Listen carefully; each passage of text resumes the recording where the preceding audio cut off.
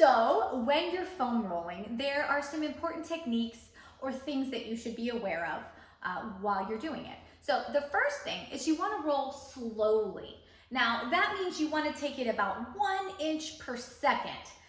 That's kind of hard to really focus on when you're actually rolling.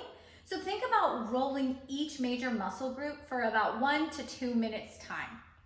You want to focus on slow, controlled, deliberate movements because rolling too fast really hasn't been shown to have very much benefit. Number 2, when you're foam rolling, you really want to focus on engaging your core. You'll see when you do certain movements, especially when you're rolling your quads, that you're almost in a plank position. So you want to make sure that you're really tightening all of your core muscles so that your back doesn't droop or sag. That's just putting unneeded stress on your back, and we don't want to hurt anything else because foam rolling is supposed to help us and be beneficial to us as runners. Number 3, you want to hold pressure. Now, what do I mean by that? Well, as you're rolling, you're going to see or feel, I should say, certain spots that are a little bit more, I hate to use the word tender because we really want to stay away from tender spots, but you're going to feel some spots that you'll notice need a little more love than others. Some people call them trigger points or knots. You'll be able to see those as you go and as you're rolling. So if you land on one of those spots, stay there for a minute. Kind of hold, you might need to wiggle around on the roller a little bit. Just add some added pressure for about 30 seconds. You don't want to do any more than that because that's unnecessary and you're going to end up causing more problems. But around 30 seconds should be a sufficient amount of time to sort of release that area. And if you do that on a regular basis, you'll start to see improvement in some of those really tight spots. Number 4, you want to perform active movements. Now, what do I mean by that?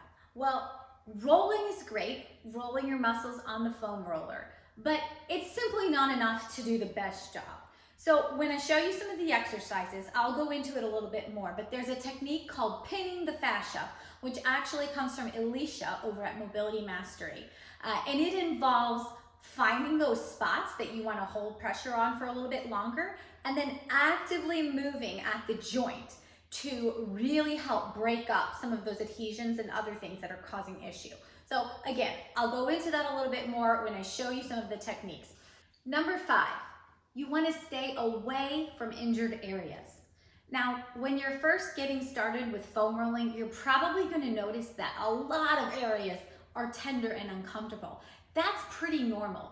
But I'm talking about staying away from areas where you have an active injury or some inflammation or some pretty strong pain. Don't roll on those areas.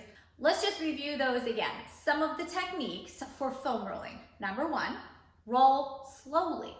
Number 2, engage your core. Number 3, hold pressure in those spots where you need it. Number 4, use active movements, especially when you find one of those spots and you need to really hone in on it.